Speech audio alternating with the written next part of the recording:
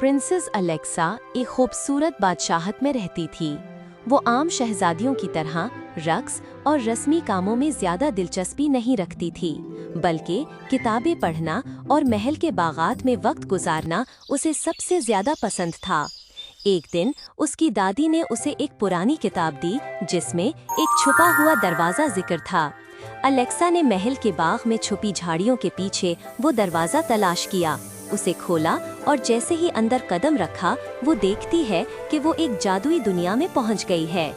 वहाँ हर चीज बड़ी रोशनी से जगमगा रही थी।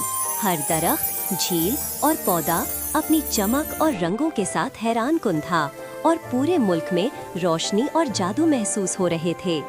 वहाँ उसकी मुलाकात दो लड़कियों से हुई जो इस जादुई दुनिया में रहती थीं।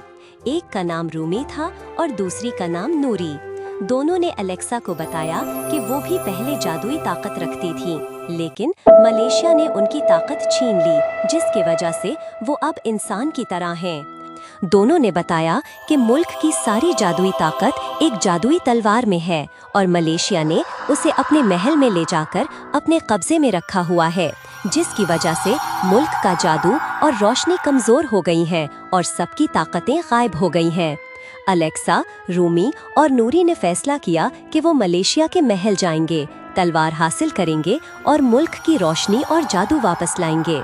जब वो महल पहुंचे, वहां उन्हें 4 बड़े मॉन्स्टर मिले जो मलेशिया के दिफा में मौजूद थे। मॉन्स्टर मजबूत और खतरनाक थे, लेकिन तीनों ने अपनी होशियारी, चालाकी और टीम वर्क से उनको चकमा दिया और एक-एक करके रास्ता बनाया। आखिरकार वो तलवार तक पहुंचे। अलेक्सा ने तलवार उठाई और उसे सही जगह पर रखा। जैसे ही तलवार अपनी जगह पर रखी गई, मलेशिया की ताकत खत्म हो गई और वो गायब हो गई। महल अपनी ताकत खोकर तबाह हो गया और पूरे मुल्क में रोशनी और जादू दोबारा फैल गए।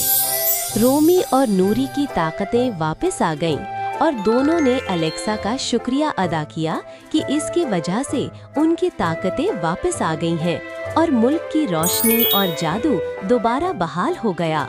इसके बाद अलेक्सा अपने महल वापस चली गई और रूमी और नूरी भी अपने मुल्क वापस चली गईं। सब खुशी खुशी अपने अपने घरों में वापस आ गए और मुल्क की रोशनी, जादू और अमन दोबारा कायम हो गया।